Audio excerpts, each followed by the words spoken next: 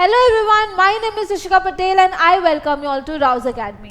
दोस्तों, अगर आपने यूपीएससी के प्रीवियस ईयर क्वेश्चंस को एनालाइज किया हो तो बजट के इस फ्लो चार्ट से बहुत सारे क्वेश्चंस फंसते हैं। इसी फ्लो चार्ट को हम डिटेल में समझने वाले हैं। गवर्नमेंट बजट को हम दो टाइप्स में, दो कैटेगरीज में बांट सकते हैं। One is the revenue budget and the other is the capital budget. Revenue budget को फर्दर क्लासिफाई किया जा सकता है into revenue receipts and revenue expenditure. Similarly capital budget को भी आप फर्दर क्लासिफाई कर सकते हो into capital receipts and capital expenditure. अब रेवेन्यू बजट क्या होता है? रेवेन्यू बजट वो बजट है जहां पे सरकार के एसेट्स और लाइबिलिटीज पे कोई इम्पैक्ट नहीं पड़ता है। सरकार के एसेट्स और लाइबिलिटीज पे कोई इम्पैक्ट नहीं पड़ रहा है। रेवेन्यू बजट को जैसे हमने क्लासिफाई किया into revenue receipts and revenue expenditure. Receipts मतलब सरकार को कहां कहां से पैसा आता है। रेवेन्यू रिसिप्ट्स के अंदर सरकार को कहां से पैसा आ सकता है? टैक्स लगा के, तो उसे हम टैक्स रेवेन्यू कहेंगे। अब टैक्स भी दो टाइप्स के होते हैं, डायरेक्ट टैक्स भी लगा सकती है सरकार या इनडायरेक्ट टैक्स। डायरेक्ट टैक्स मतलब income tax, corporation tax etcetera, है ना। वेराज इनडायरेक्ट टैक्स मतलब जीएसटी वगैरह। जब आप सरकार टैक्स लगाती है, उससे जो पैसा आ रहा है वो कहाँ जा रहा है? वो जा रहा है रेवेन्यू बजट के अंदर, रेवेन्यू रिसिप्ट में, राइट। सरकार को और कहां से पैसा आ सकता है? In the form of non tax revenue. For example, कोई पीएसयू ने प्रॉफिट किया तो प्रॉफिट्स आ सकते हैं, उसका डिविडेंड आ सकता है, कोई इंटरेस्ट रिसीव हो रहा है, फीस हो गई, ये सारी चीजें जो है वो नॉन टैक्स रेवेन्यू का पार्ट हो गई, राइट। कोई एक्सटर्नल ग्रांट्स मिल रहे हैं, so they are also a part of non tax revenue, जहां से सरकार को पैसा आ रहा है। And this is not impacting the asset और the liability of the government, right? This is a part of revenue receipt. Next is revenue expenditure. Revenue expenditure वो expenditure है जो कि सरकार के day to day functioning के लिए जरूरी है। This expenditure is incurred for the day to day functioning of the government, right?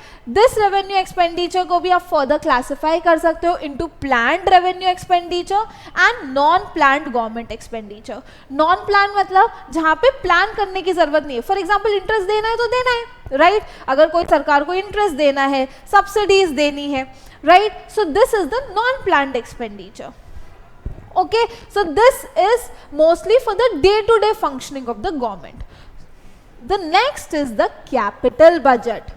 Capital budget वो बजट का पार्ट है जहां पे सरकार के एसेट्स और लाइबिलिटीज पे डायरेक्ट इंपैक्ट पड़ता है, राइट। कैपिटल बजट को भी आप फर्दर क्लासिफाई कर सकते हो into capital receipts and capital expenditure.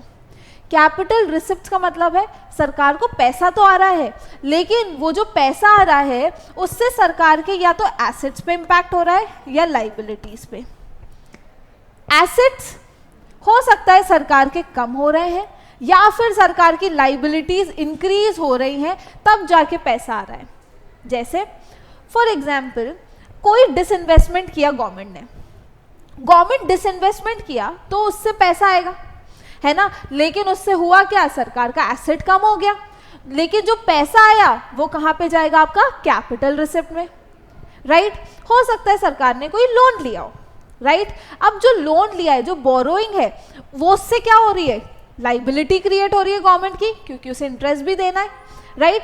Liability increase हो रही है, लेकिन जो लोन का पैसा है वो कहां जाएगा? कैपिटल रिसिप्ट में। तो या तो एसेट कम हो रहा है या लाइबिलिटी इंक्रीज हो रही है। उससे जो भी पैसा आ रहा है that is going in the capital receipt, right. For example, सरकार ने कोई बोरोइंग की, it is creating a liability on the government, right. So it is increasing the liability. सरकार ने बोरोइंग मार्केट से की, राइट, या फिर लोन रिकवर हो गया। अब जब सपोज लोन रिकवर हो गया, दैट मीन्स उसका एसेट अब जो है वो चला गया, कम हो गया क्योंकि पैसा आ गया है, अब उसके बाद इंटरेस्ट बार बार नहीं मिलेगा, right. So recovery of loan से भी जो पैसा हुआ that is decreasing the asset, and वो भी पैसा कहाँ जाएगा, कैपिटल रिसिप्ट में। डिसइन्वेस्टमेंट से जो प्रोसीड आ रहा है that will also go into the capital receipt because it is decreasing the asset, right. आए समझ में। सो कैपिटल रिसिप्ट में हो क्या रहा है, या तो एसेट कम हो रहा है या फिर लाइबिलिटी इंक्रीज हो रही है, उसकी वजह से जो भी पैसा इनकर हो रहा है that is going into the capital receipt. The next is capital expenditure. Capital expenditure में वो खर्चा है जिसकी वजह से या तो सरकार का कोई एसेट बन रहा है, एसेट इंक्रीज हो रहा है, या फिर लाइबिलिटी कम हो रही है, और it is decreasing the liability और इंक्रीजिंग द एसेट। सो वो खर्चे जिससे या तो सरकार की जो लाइबिलिटी है वो कम हो रही है या कोई एसेट बन रहा है, तो वो खर्चा हम लोग कैपिटल एक्सपेंडिचर के अंदर डालेंगे, राइट। फॉर एग्जाम्पल अगर सरकार ने कोई लोन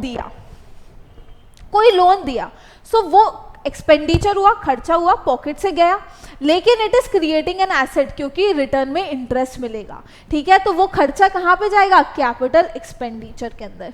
कोई नई प्रोजेक्ट प्लान हुआ, डेवलपमेंट हुई, तो वो जो खर्चा है वो कहाँ जाएगा, वो जाएगा कैपिटल एक्सपेंडिचर के अंदर। क्यों, क्योंकि एसेट क्रिएट हुआ, राइट।